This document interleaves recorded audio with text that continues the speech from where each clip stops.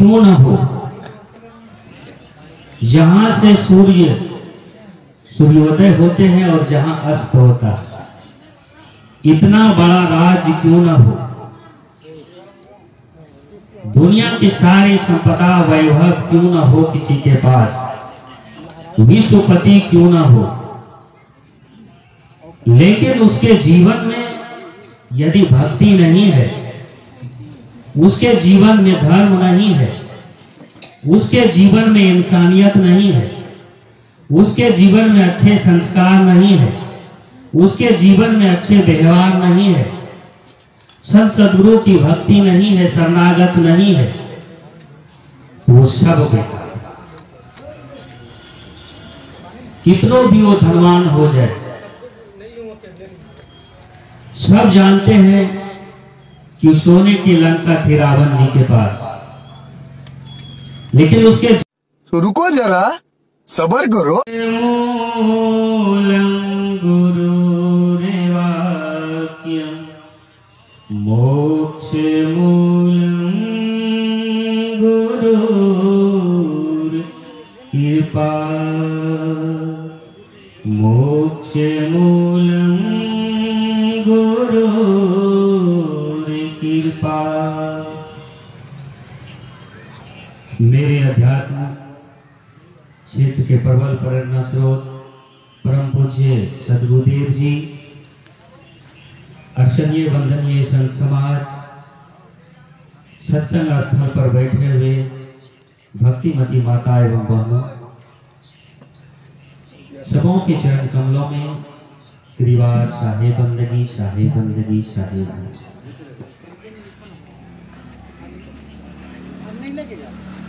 संत सम्राट सद्गुरु कबीर साहेब जी के द्वारा रचित महान ग्रंथ बीजक में साखी है, अर्व खर्व ले दर्व है, उदय अस्त लौराज, भक्ति महात्म ना तुले, ये सब कौने काज। सद्गुरु कबीर साहब कहते हैं कि अर्व खर्व ले दर्व, अरबों खरबों संपत्ति, सोना जवाहरात, हीरा मोती क्यों न हो। जहां से सूर्योदय होते हैं और जहां अस्त होता है, इतना बड़ा राज क्यों न हो।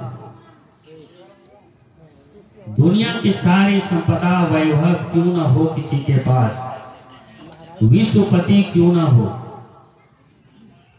लेकिन उसके जीवन में यदि भक्ति नहीं है, उसके जीवन में धर्म नहीं है, उसके जीवन में इंसानियत नहीं है, उसके जीवन में अच्छे संस्कार नहीं है, उसके जीवन में अच्छे व्यवहार नहीं है, संत सद्गुरु की भक्ति नहीं है, शरणागत नहीं है, वो सब बेकार। कितनों भी वो धनवान हो जाए, सब जानते हैं कि सोने की लंका थी रावण जी के पास, लेकिन उसके जीवन में धर्म नहीं थे, भक्ति नहीं थे, सद्गुरु की शरण नहीं थे, तो वो सोने की लंका क्या होगा, उसका रिजल्ट क्या हुआ, सब मिट्टी में मिल गए। कंस के पास क्या नहीं थे, राज उतना लंबा चौड़ा, उतना संपत्ति वैभव, मकान महल, लेकिन अच्छे संस्कार नहीं थे, जीवन में भक्ति नहीं थी, धर्म नहीं था, और उसके अभाव में आज अपने बच्चों का नाम कंस कोई रखना नहीं चाहता। दुर्योधन के पास क्या नहीं था, लेकिन अच्छे सद्गुरु की संगत नहीं था, अच्छे संस्कार धर्म नहीं था, और 18 दिन में अच्छे व्यवहार संस्कार नहीं होने के कारण सब कट लड़ के मर गए। क्या मिला? और दूसरे पक्ष में माता सबरी जी के पास कितना लंबा चौड़ा राज थे वो सब जानते हैं। एक झोपड़ी थी,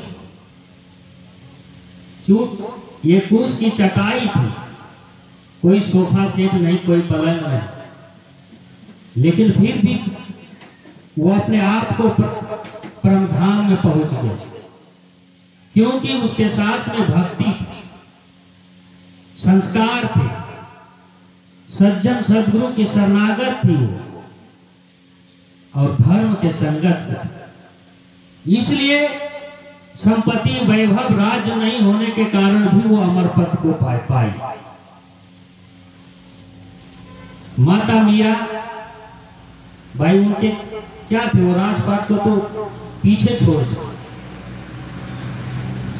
वो राजघराने की थी, लेकिन वो राज वैभव संपत्ति वो क्षण भंगर सुख वो सब को छोड़कर धर्म के पथ पर लगी, भक्ति पथ पर लगी, गुरु के शरणों में आकर लगी, तो वो अपने आप को कृतार्थ निर्वाण प्रमाण अमर हो गए। उसी तरह सदगुरु कबीर साहब कहते हैं कि अर्ब खर्ब लौरा गर्व है, कि अरबों खरबों हीरा जवाहरात गर्व है, उदय अस्त लोराज, जहां से सूर्य उदय होते हैं और जहां अस्त होते हैं, यहां तक किसी का राज हो, लेकिन भक्ति महाकमनातु, वो भक्ति का जो सुख है, धर्म में लगे हुए का जो संस्कार और सुख और परमानंद है, वो वहां से नहीं मिल सकता, क्योंकि रावण कंस दुर्योधन को नहीं मिले। और जो गरीब होते हुए भी भगवान बुद्ध तथागत के पास क्या था, ये कमंडल था, खाने का पात्र था सिर्फ, और क्या थे साथ में, सब राजपाट को त्याग दिया। लेकिन आज जब तक सूरज चांद रहेगा, उनके निष्कर्ष से, उनके पथ से, उनके विचारों के पथ से, मार्ग से लाखों अरबों लोग सुख शांति पा रहे। और गोस्वामी जी कहते हैं, भक्ति स्वतंत्र सकल सुख खानी, बिनु सत्संग न पावहि प्राणी। ये जो भक्ति और धर्म और सदगुरु की संतों की शरणागत है, सत्संग है, ये सकल सुख की, परमानंद की ये खान है। लेकिन ये वही पा सकता है जो कि संतों के संग में आकर, सदगुरु के सानिध्य में आकर, सत्संग की गंगा में, ज्ञान के गंगा में स्नान करते हैं, गोता लगाते हैं, वही वो सुख को प्राप्त कर सकते हैं। बिनु सत्संगन, बिनु सत्संग विवेक न होई, राम कृपा बिनु सुलभ न सोई। कहते हैं कि जब तक इंसान, जब तक संसार के प्राणी सत्संग में नहीं आते हैं, संत गुरु के सानिध्य में नहीं आते हैं, सज्जन के संग नहीं करते हैं, विवेकियों के संग नहीं करते हैं, तब तक उसके हृदय में, उसके मन में, उसके बुद्धि में नीर करने की जो क्षमता है, विवेक शक्ति है, वो नहीं जगता। जब तक सत्संग में नहीं आएंगे, तब तक विवेक रूपी जो धन है प्राणियों के हृदय में नहीं जगेगा। जब तक वो विवेक नहीं जगेंगे, तो हम लोग अच्छे और बुरे का पहचान कैसे करेंगे। ये संतों का सानिध्य, सत्संग का जो लाभ है, वो स्वामी जी कहते हैं, तात स्वर्ग अपवर्ग सुख, धरे तुला एक अंग, तूलनता ही सकल मिली, जो सुख लव सत्संग। कि दुनिया के सारी सुख, स्वर्ग का सुख हो, कहीं का भी सुख हो, सारी संपदा यदि एक पलड़े पर रखा जाए और क्षण भर के लिए ये सत्संग का सुख यदि एक पलड़े पर रखा जाए तो भी तुलनता ही सकल मिली, जो सुख लव सत्संग। जो ये सत्संग से सुख और परमानंद मिलते हैं वो संसार में कहीं भी मिलने वाले नहीं। सब जगह तो बदलने वाली चीज है, सब धोखा देने वाली चीज है, परिवर्तनशील है, उसमें अस्थाई सुख कहाँ है? अस्थाई सुख जो ये सत्संग ज्ञान रूपी सदगुरु के शरणों में आकर जो स्नान करते हैं, इससे जो परिणित होकर, इसमें जो ठहर कर विवेक रूपी ज्ञान अपने अंदर जगाकर जो इसमें स्नान करते हैं, उससे जो सुख प्राप्त और परमानंद होता है, उसी से हर मानव का कल्याण होता है।